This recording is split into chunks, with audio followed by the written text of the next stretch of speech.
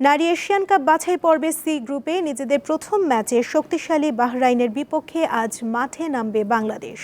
মিয়ানমারের ইয়াঙ্গুনে ম্যাচ শুরু হবে সন্ধ্যা 6:30টায়। আত্মবিশ্বাস নিয়েই র্যাঙ্কিংয়ে 36 ধাপ এগিয়ে থাকা প্রতিপক্ষের আক্রমণ ভাগ নিয়ে সতর্ক বাংলাদেশ দল।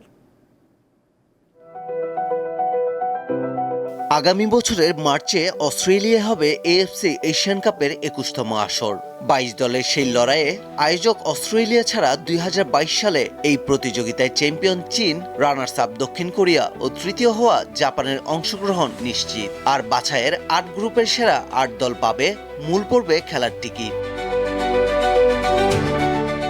23 জুন শুরু হওয়া এএফসি নারী এশিয়ান কাপ বাছাইয়ে বাংলাদেশের ম্যাচ 29 জুন থেকে।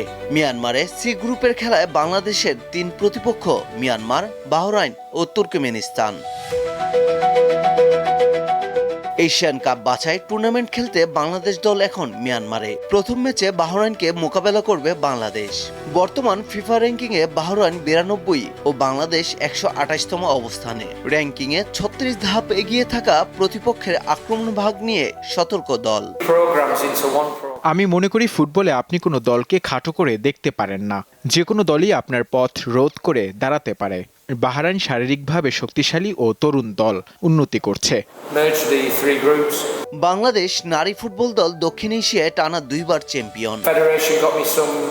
সবচেয়ে গুরুত্বপূর্ণ হচ্ছে আমরা পেশাদার মনোভাব নিয়ে প্রস্তুতি নিয়েছি, নিজেদের কাজগুলো করেছি। আমাদের ভিডিও অ্যানালিস্ট সব প্রতিপক্ষ নিয়ে বিশ্লেষণ করেছে। 2 জুলাই মেয়েদের প্রতিপক্ষ স্বাগতিক মিয়ানমার, আর 5 জুলাই গ্রুপ পর্বের তৃতীয় ও শেষ ম্যাচে তুর্কমেনিস্তানের মুখোমুখি হবে বাংলাদেশ। পারভেজ খোকন, দীপ্ত স্পোর্টস।